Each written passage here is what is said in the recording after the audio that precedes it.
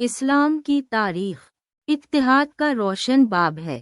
رسول اللہ صلی اللہ علیہ وسلم نے مدینہ منورہ میں مختلف قبائل اور مذاہب کو ایک چھتری تلے اکٹھا کیا۔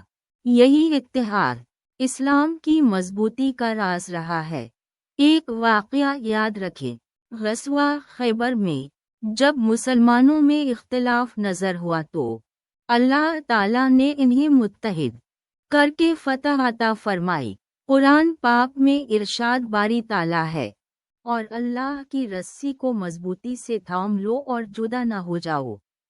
یہ اتحاد صرف رسمی نہیں بلکہ قلوب کا اتحاد ہونا چاہیے، جیسا کہ صحابہ کفر الف میم نے مدینہ میں عملی طور پر دکھایا۔